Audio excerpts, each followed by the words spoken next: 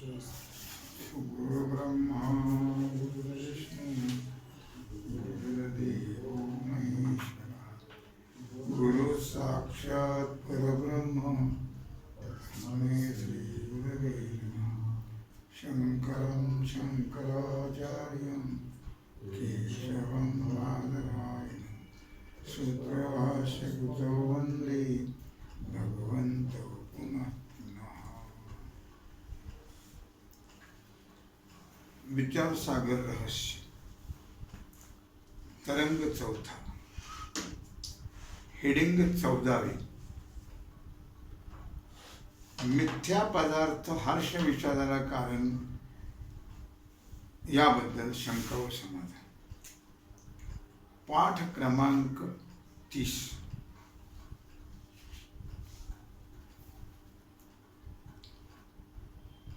शिष्य म्हणतो, महाराज,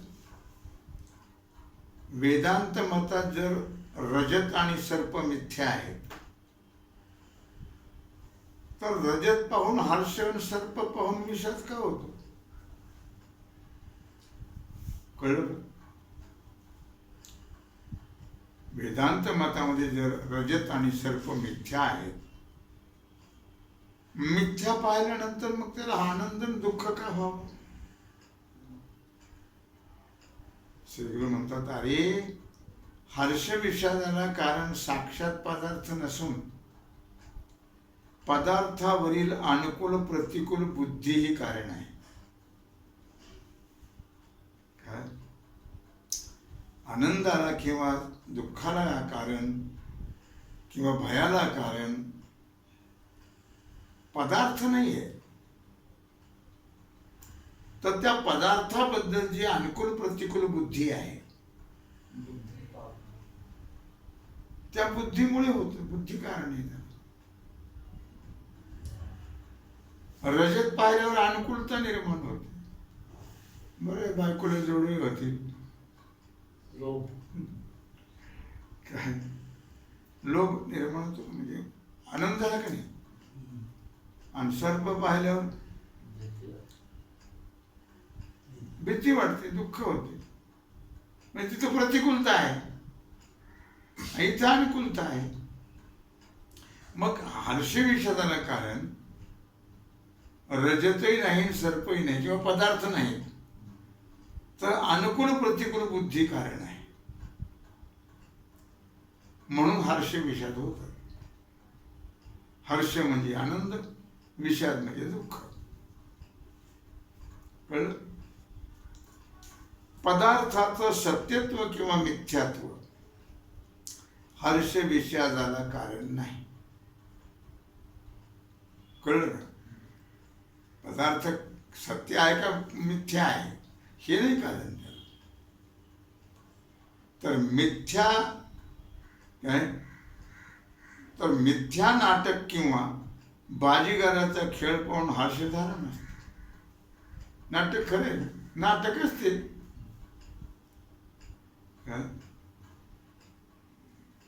गारुडाचा खेळ खरा असतो नाही, आनंद झाला नसता। मग मिथ्या नाटक आणि मिथ्या गारुड्याचा खेळ पाहून आनंद झाला असता का? लोकांना आनंद होतो की नाही? हो का? अनुकूलता वाटते, करमणूक ही अनुकूलता आहे ना। म्हणून त्यांना माहिती आहे, लोकांना माहिती आहे खोटे आहे म्हणून, तरी पण आनंद वाटतो। कळलं का? आता हेडिंग 15, अनिर्वचनीय ख्याती विषयी शंका व समाधान। शिष्य म्हणतो, महाराज,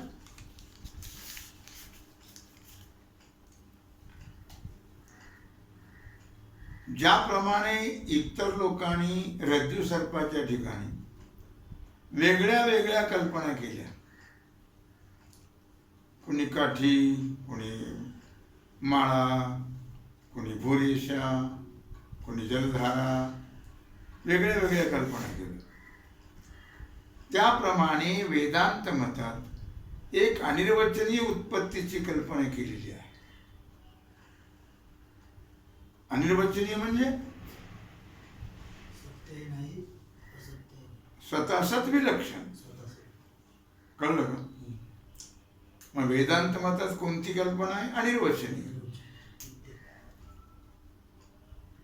परंतु या अनिर्वचनीय ख्यातीला अनुभवाशी ताडून पाहण्यास काही साधन दिसत नाही. जरी वेदांत मताने अनिर्वचनीय ख्याती मांडली असेल, पण आपल्या अनुभवाला जुळलं पाहिजे नव्हते. असं काही साधन दिसत नाही. तसं जर काही साधन असेल तर मात्र इतर ख्यात्याची मते दूषित मानून अनिर्वचनीय ख्यातीच प्रामाणिक आहे असा निश्चय होण्यासारखं नाही. पण तसं काही साधन आहे का? म्हणून तसा अनुभव आल्यास मला असला तर सांगा. कळलं का? अनुभवाची तर जुळत नाही ती. अनुभवाला जुळलं पाहिजे ना, म्हणजे पडतं माणसाला. इंदुरीकराची कीर्तन का पडतात? व्यवहारात सांगतो तो, अनुभव लोकांना द्यायचं. कारण त्याचं ते वेडवाकडे नाचणं काय, ते वेडवाकडे तोंड करणं काय, लोकाला जसं हवं आहे तसं करतो तो, पडतं लोकांना. अनुभवाशी जुळतात लोकांच्या. अध्यात्म सांगू द्या, जमतेत का लोक बघा, त्यांच्या अनुभवातच नाही, ते त्या जुळतच नाही. अध्यात्म हे जे सगळे टीव्हीवर कीर्तन करतात ते काय सांगतात? व्यवहार सांगतात. पण लोकांना पटतं ते. अध्यात्म सांगू द्या, पटतंय का बघा. का तर अनुभवाशी जुळत नाही ते, तो अनुभव नाही ना. कळलं का? श्रीगुरु म्हणतात अनुभव आहे. म्हणजे काय अनुभव आहे? स्वप्नाचा. स्वप्न सगळ्याला पडतं की नाही? पडतं. स्वप्नात तर अंतःकरणाची वृत्ती बाहेर जाते का? नाही जात. ती लीन असते. आतच अंतःकरण उपहित साक्षी चैतन्य आश्रित अविद्येच्या तमोगुण अंशापासून स्वप्न पदार्थ उत्पन्न कंस करायचं. आतच अंतःकरण उपहित साक्षी चैतन्याच्या आश्रित अविद्येच्या तमोगुण अंशापासून स्वप्न पदार्थ उत्पन्न होतात आणि त्याच अविद्येच्या सत्वगुण अंशापासून त्या पदार्थाचं ज्ञान होतं. तमोगुण अंशापासून पदार्थ उत्पन्न आणि सत्वगुण अंशापासून ज्ञान. अविद्येच्याच. कारण पदार्थही मिथ्या, ज्ञानही मिथ्या. दुसरी कोणतीच ख्याती म्हणता येत नाही. याप्रमाणे शरीराहून बाहेर रज्जू सर्पाधिक आणि शरीराच्या आत स्वप्न पदार्थ. रज्जू सर्पाधिक कुठे आहेत? बाहेर आहेत. आणि स्वप्न पदार्थ कुठे आहेत? आत आहेत. कळलं का? अविद्येकडून अनिर्वचनीय उत्पन्न होतात. बाहेरचे असू नाही तर आतले असू. अविद्येकडूनच अनिर्वचनीय उत्पन्न होतात. म्हणून पदार्थांच्या उत्पत्तीविषयी अनिर्वचनीय ख्यातीच मांडणं आवश्यक आहे. कळलं का? पदार्थही मिथ्याच आणि अनिर्वचनीय म्हणजे मिथ्याच. आणि हे सर्व अनिर्वचनीय पदार्थ साक्षी भाष्य आहेत, इथे कंस करा. आणि हे सर्व अनिर्वचनीय पदार्थ साक्षी भाष्य आहेत. मिथ्या पदार्थ साक्षीकडून प्रकाशित होतात. साक्षीकडून. स्वप्न कुणाकडून प्रकाशित होते? साक्षी भाष्य येते, साक्षीकडून प्रकाशित होते. साक्षी ज्या पदार्थाचं अविद्यावृत्तीनं प्रकाशन करतो त्या पदार्थात साक्षी भाष्य म्हणतात. साक्षी भाष्य कशाला म्हणतात? तर साक्षी ज्या पदार्थांचं अविद्यावृत्तीने प्रकाशन करतो त्या पदार्थाला काय म्हणतात? साक्षी भाष्य. म्हणजे साक्षीकडून कळतं, साक्षीकडून प्रकाशित होतं.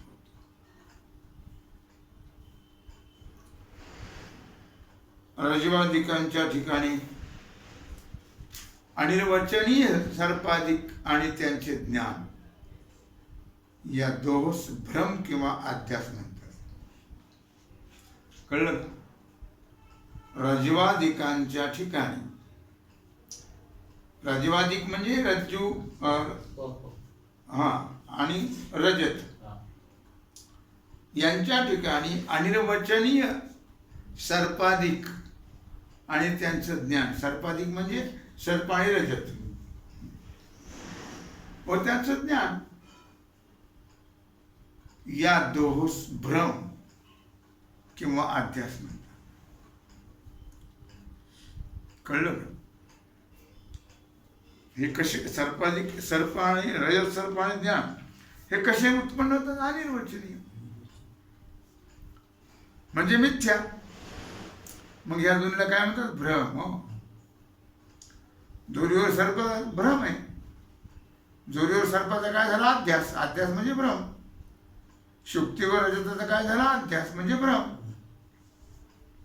अध्यास म्हणजे भ्रम. अध्यास म्हणजे भ्रम आणि अध्यस्त म्हणजे कल्पित.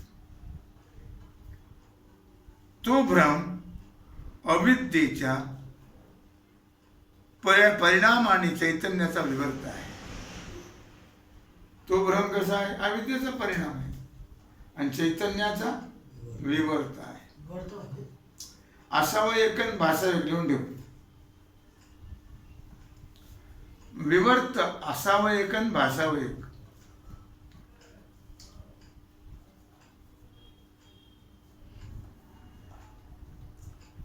विवर्ताची उदाहरणं काय काय आहेत? विवर्ताची उदाहरणं काय काय आहेत?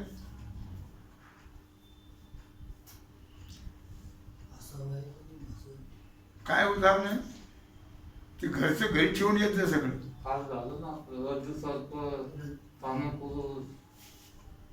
शुक्ती रजत हे विवर्ताची उदाहरणे आहेत. आहे स्थाणू भासतो पुरुष, आहे रज्जू भासते सर्प, आहे शुक्ती भासते रजत. ही कशाची उदाहरणे आहेत? विवर्ताची. कळलं? आता इथपर्यंत लक्षात आलं का? आलं लक्षात. आता हेडिंग 16 परिणाम व विवर्त यांचं लक्षण. परिणाम आणि विवर्त. परिणाम वेगळा, विवर्त वेगळा. कळलं का? शिष्य म्हणतो महाराज परिणाम व विवर्त या शब्दाचा अर्थ करून सांगा. परिणाम कशाला म्हणतात, विवर्त कशाला म्हणतात?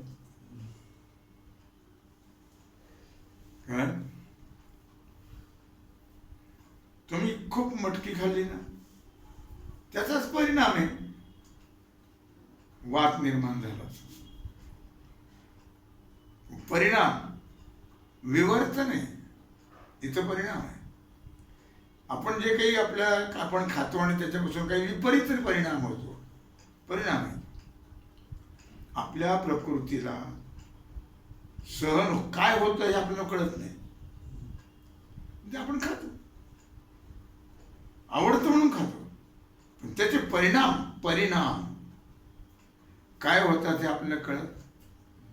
परिणाम वेगळा आणि विवर्त वेगळा. श्रीगुरु म्हणतात प्रथम परिणामाचं लक्षण सांगतो ऐक. कार्यात ज्याचा प्रवेश असतो कंस व ज्याच्या वाचून कार्याचं अस्तित्व राहत नाही त्याला उपादान कारण म्हणावं.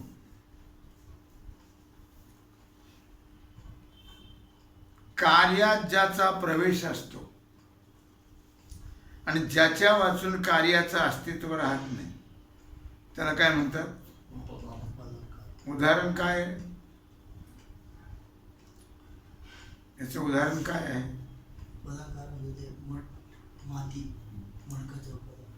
घट म्हणून. याच्यात कसं आहे? घट काय आहे? कार्य आहे. आणि उपादान कारण काय आहे? माती आहे. मातीशिवाय घट का घटाशिवाय माती? मातीशिवाय घट राहत. म्हणजेच कार्यात ज्याचा प्रवेश असतो आणि ज्याच्या वाचून कार्याचं अस्तित्व राहत नाही. घटातली माती काढली तर काय राहील? घट म्हणजेच माती, माती म्हणजे घट. हे झालं उपादान कारणाचं उदाहरण, व्याख्या. आता परिणाम काय म्हणतो बघा. उपादानाच्या समान स्वभाववान आणि अन्यथा रूप तो परिणाम. उपादानाच्या समान स्वभाववान, रूप मात्र वेगळं, स्वभाव सारखा. कसं? माती घटाचं उपादान कारण आहे. मातीमध्ये आणि घटामध्ये पृथ्वीत्व जे आहे, व्यावहारिकत्व जे आहे ते सारखंच आहे. मातीत आणि घटात पृथ्वीत्व, माती पृथ्वी आणि घटातही पृथ्वी आहेच. कळलं? आणि व्यावहारिकत्व, माती आणि घट सारखेच आहेत. स्वभाव सारखा. आणि उपादान मृत्तिकेच्या रूपाहून अन्यथा म्हणजे घट निराळ्या रूपाचा आहे. कळलं का? स्वभाव सारखा, माती आणि घट सारखेच, पण परिणाम माती वेगळी आकार आणि घटाचा आकार वेगळा. म्हणून माती मृत्तिकेचा परिणाम घट आहे. कळलं? मृत्तिकेच्या काय म्हणतो त्यांनी की घटामध्ये पृथ्वीत्व आणि व्यावहारिकत्व समान म्हणजे सारखंच आहे स्वभाव. आणि उपादान मृत्तिकेच्या रूपाहून अन्यथा म्हणजे घट निराळ्या रूपाचा आहे. उपादान माती आहे, मातीचा आकार वेगळा, घटाचा आकार. मग मातीचा परिणाम काय आहे? घट. दुधाचा परिणाम काय आहे? दही. दिसायला पांढरेच दोन्ही, स्वभाव सारखाच पण परिणाम वेगळा. दही आणि दूध कलर एकच, पण दहीत चहा टाकलं चालेल. मग दुधाचा परिणाम दही आहे. समान स्वभाव आणि अन्यथा रूप, वेगळं रूप, त्याला म्हणतात परिणाम. कळलं का? आता विवर्ताचं लक्षण सांगतात. दोन विचार सांगितले. काय सांगितले दोन विचार? एक सांगितलं उपादान आणि उपादानाचं रूप, स्वरूप. दुसरं सांगितलं परिणाम. कार्यामध्ये ज्याचा प्रवेश असून ज्याच्या वाचून कार्य राहत नाही, काय कार्याचं अस्तित्व राहत नाही, त्याला उपादान कारण म्हणतात. आणि उपादानाच्या समान स्वभाववान आणि अन्यथा रूप त्याला परिणाम म्हणतात. माती आणि घट दोन्ही पृथ्वीत्व सारखंच, पण परिणाम माती आकार वेगळा आणि घटाचा आकार वेगळा. मग मातीचा परिणाम घट. आता विवर्ताचं लक्षण सांगताय. विवर्त म्हणजे काय? हा, विवर्त म्हणजे असावं एक आणि भासावं एक. विवर्ताची उदाहरणं काय आहेत?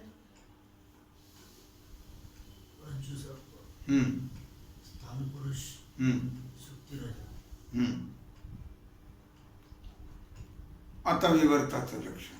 अधिष्ठानाहून विपरीत स्वभाववान आणि अन्यथा रूप तो विवर्त. ह्या व्याख्या सगळ्या पाठ करायला लागतात.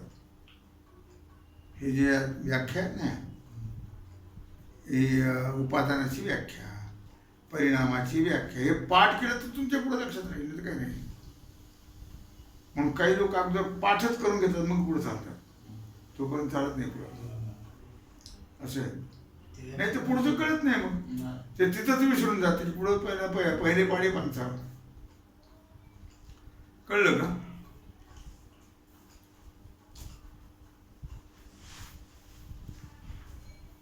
विवर्त कशाला म्हणतात?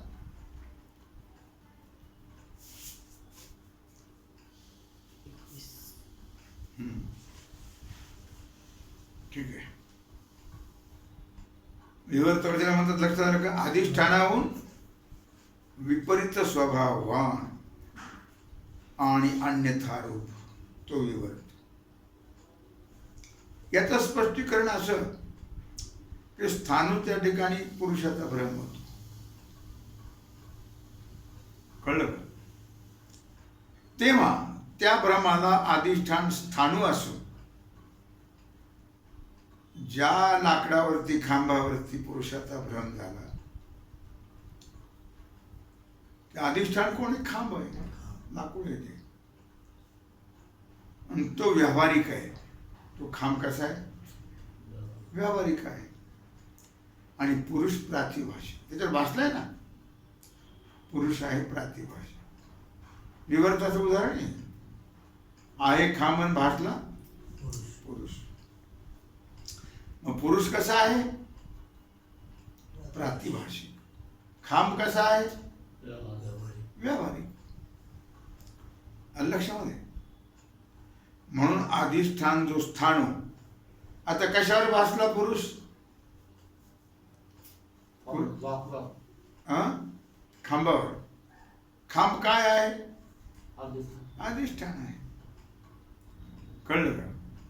मग अधिष्ठान जो स्थाणू, त्याहून पुरुषाचा स्वभाव विपरीत असून स्वभाव वेगळा आहे नाही, आणि स्वरूपही अन्यथा म्हणजे वेगळंच आहे. कळलं नाही? स्वभावही वेगळा. खांबासारखा पुरुष कुठे नाही. म्हणून स्वरूपही वेगळं आणि स्वभावही वेगळा. कळलं का? याकरता म्हणून अधिष्ठान जो स्थाणू, त्याहून पुरुषाचा स्वभाव विपरीत असून स्वरूपही अन्यथा म्हणजे वेगळा आहे. याकरता स्थाणूचा पुरुष हा विवर्त आहे. स्थाणूचा पुरुष हा विवर्त आहे. त्याला खाली दंड करून ठेवा. स्थाणू पुरुषाच्या खाली लक्षात येईल लगेच. याकरता स्थाणूचा पुरुष काय आहे?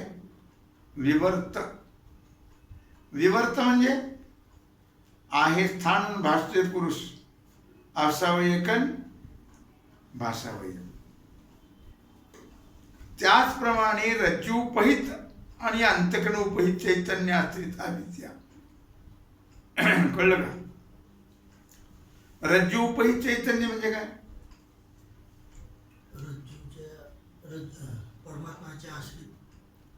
रज्जूने जेवढा व्यापक चैतन्याचा भाग व्यापलेला आहे त्याला म्हणतात रज्जू उपहित चैतन्य. आणि दुसरं काय सांगितलं? अंतःकरण उपहित चैतन्य. अंतःकरणाने जेवढा व्यापक चैतन्याचा भाग व्यापलाय, अंतःकरणाची उपाधी जेवढ्या भागाला लागली त्याला म्हणतात तो उपहित. अंतःकरण उपाधी. कळलं का नाही? म्हणून अंतःकरण उपहित, अंतःकरणाची लागलेली आहे ज्या चैतन्याला उपाधी, त्या चैतन्याच्या आश्रित आधारावर असणारी अविद्या, काय ती अविद्या आहे आश्रित चैतन्याच्या आधारावर. म्हणून वर सांगितलंच आहे, तो सर्प व त्याचं ज्ञान याला उपादान असून, कोण? अंतःकरण उपहित चैतन्य, आश्रित अविद्या. कळलं का? म्हणून ती सर्प व त्याचे ज्ञान याला उपादान असून अनिर्वचनीय आहे. कोण?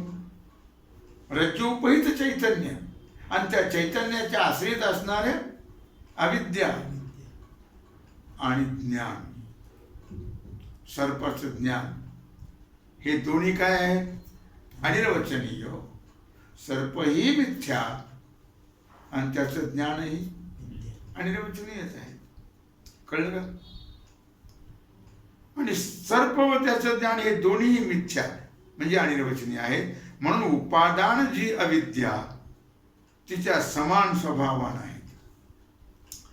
अविद्या मिथ्या, ते दोन्ही मिथ्याच, समान स्वभाव. कळलं का? परंतु अविद्येहून अन्यथा रूप म्हणजे वेगळ्या स्वरूपाची आहेत. वेगळं स्वरूप आहे सर्प ज्ञानाचं. म्हणून त्या अविद्येचा परिणाम आहे. सर्प आणि त्याचं ज्ञान हे आहेत अविद्येचा परिणाम. कळलं? सर्प व त्याचं ज्ञान याला अधिष्ठान रज्जू उपहित चैतन्य आणि अंतःकरण उपहित चैतन्य असून सत्स्वरूप आहेत. सर्प व त्याचं ज्ञान याला अधिष्ठान कोण आहे? रज्जू उपहित चैतन्य आणि अंतःकरण उपहित चैतन्य. रज्जू उपहित चैतन्य कशाला कारण आहे? सर्पाला. अंतःकरण उपहित चैतन्य सर्प ज्ञानाला. कळलं? ही दोन्ही मिथ्याच नाही. म्हणून अधिष्ठानानं विपरीत स्वभावान असून अन्यथा रूप आहे. अधिष्ठानानं विपरीत स्वभावान आणि अन्यथा रूप, वेगळं रूप आहे, निळ्या रूपाची आहेत. म्हणून सर्प व त्याचं ज्ञान ही चैतन्याची विवर्त आहेत. परिणाम सांगायच्या वेळी उपादानाच्या समान स्वभावान आणि विवर्त सांगायच्या वेळी अधिष्ठानाहून विपरीत स्वभावान. हे नेहमी लक्षात ठेवायचं, पाठच करावं. काय? परिणाम सांगायच्या वेळी उपादानाच्या समान स्वभावान आणि ज्यावेळी विवर्त सांगायचा आहे त्यावेळी अधिष्ठानाहून विपरीत स्वभावान असा फरक करावा लागतो. तेव्हा अन्यथा स्वरूप हे दोघांच्या लक्षणात समान सारखंच आहे. अन्यथा स्वरूप असा विषय आपला झालेला आहे. केवळ झालेली सेवा भगवत चरणी समर्पित करून राहिला जो सेवेचा भाग आहे तो उद्या पाहू. पुंडलिक वरदे हरिविठ्ठल श्री ज्ञानदेव तुकाराम, हरिनाथ भगवान की जय.